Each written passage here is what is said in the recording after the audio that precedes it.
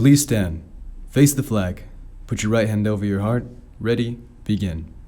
I pledge allegiance to the flag of the United States of America and to the republic for which it stands, one nation, under God, indivisible, with liberty and justice for all.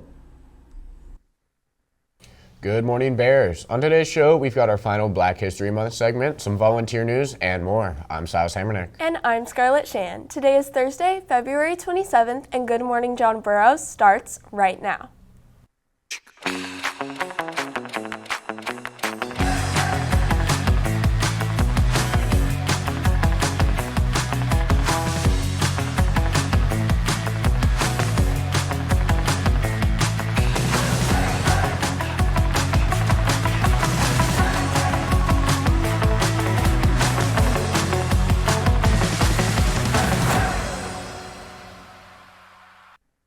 Welcome back. We hope you're sporting a throwback look as a reminder of the pivotal role Black culture played in shaping fashion trends during the 90s and 2000s. Don't forget tomorrow's final theme is to wear all black for unity. Let's get started with a reminder about today's assembly, starting at 10:18. With Black History Month coming to a close, we have one final segment from Kira Savab exploring how Black history can be appreciated past the month of February with members from our AP African American Studies class. February marks Black History Month, a time to celebrate and reflect on the rich contributions of African Americans throughout history. For students at Burroughs, learning about Black history isn't just reserved for 1 month. It's a part of the curriculum year-round. Student Melania Sina talks about how Black History Month began. Black History Month started as an appreciation week and a temporary solution as Black education and education on African American history got more implemented and popularized. Black History Month may officially take place in February, but the lessons, stories, and contributions of Black individuals throughout history don't disappear when the month ends. Student Lucia Garhalis talks about ways to keep the conversation going all year long. There's so many other ways that you can celebrate and learn about Black history. Not just during Black History Month, and listen to Black perspectives and poetry and artwork, and you don't have to be exposed to that just during Black History Month. From visual art to literature, creativity has always been a way to keep Black history alive. But for student Angelo Campos, another powerful tool for preserving history is music. Past February, we can expand Black History Month just by simple things, by listening to Black music and understanding where it comes from. It started with the blues, with slavery, spirituals, or they would sing during slave times. And then that shifted into jazz, which has a lot of things in the music that we listen to. I think music, being as popular as it is, and you can listen to it in everyday life, is how we can take it beyond just February. The African American Studies class isn't just about learning new facts. It's about understanding culture and new perspectives. And at the center of it all is Mr. Hatch, the teacher behind the lessons that are expanding students' views on Black history. I try to make it accessible to everyone. I try to touch on themes that kids can relate to regardless of their race. We also try to engage in lessons that cover topics that maybe kids have never really heard of before in other history classes. And I tend to find the experience of learning new things that they've never been experienced to really helps engage the kids in the class. Dominic Sarancino talks about how Mr. Hatch's teachings has taught him how to understand the African American experience. The African American experience for me, it's been tremendous. I mean, with Mr. Hatch, he's been explaining so many other things that I've never known, and all the cultural and religion that's gone through this class. It's amazing. Through his passion for teaching and his commitment to expanding perspectives, Mr. Hatch is ensuring that Black history isn't just a month-long discussion, but an ongoing conversation. For Gmjb, I'm Kira Savab, reporting.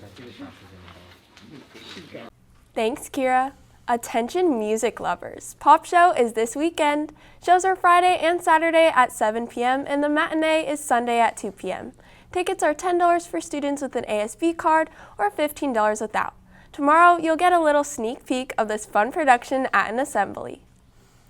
Speaking of super cool traditions, Link Crew is hosting MORP, a reverse prom just for freshmen. Join us in on the fun on Friday, March 7th from 5 to 8 p.m. in the quad for music, games, face painting, and a photo booth and food trucks.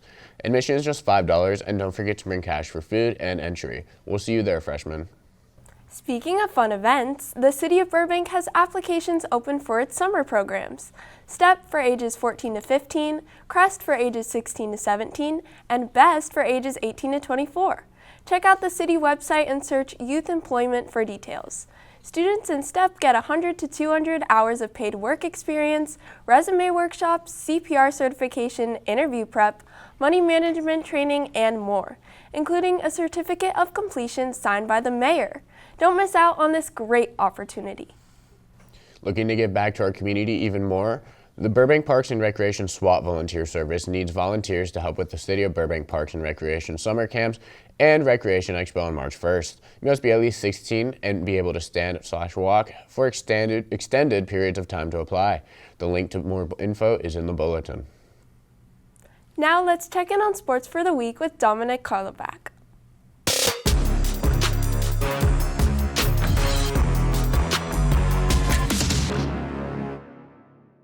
Good morning, Bears. This is Dominic Karlovac with your sports for this week.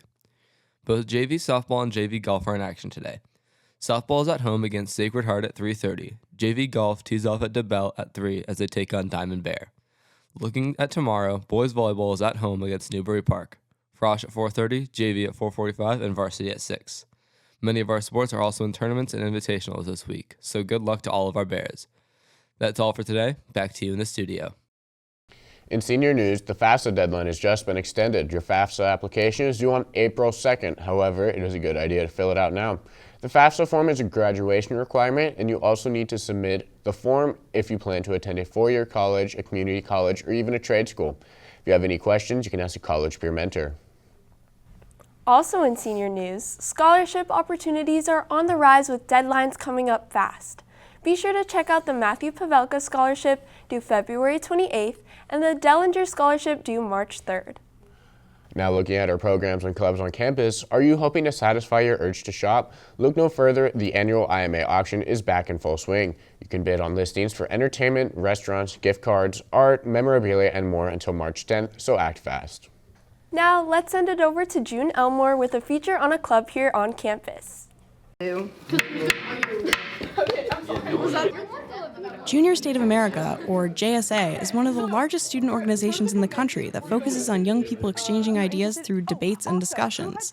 Its presence at our very own school affects many students.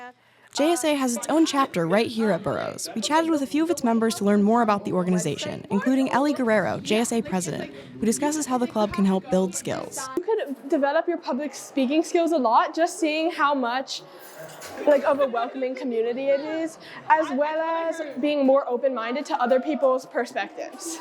Cabinet members Lily Campion and Zoe Gould explain how the presence of JSA has had an influence on them socially as well as academically.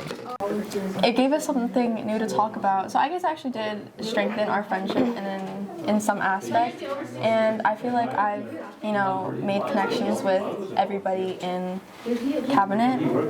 One of the cool things about JSA is that you get to meet people from different schools. Like whenever we go to conventions and stuff, you meet people from the Pacific Palisades or from, just different parts of California. So in that sense, I've met people that I literally would never have met in any other context. So it's given me a lot of really cool relationships with different people. If you're intrigued by fiery debates and building valued skills, JSA might be just the place for you. But if you're just interested in becoming involved on a more casual level, there's meetings every Thursday in room 2225. For Gmjb, I'm June Elmore reporting. Speaking of clubs on campus, the Music Appreciation Club is meeting at lunch today in room 1209. Video Editing Club is meeting on Friday in room 2122. And Chess Club meets on Fridays at lunch in room 1145. That's all for today, Bears. GMJB is off to Florida for a national competition, so we won't have any news for you until next Thursday. I'm Scarlett Shand. And I'm Silas Hamernik. Have a great day, and we'll be back next week with more.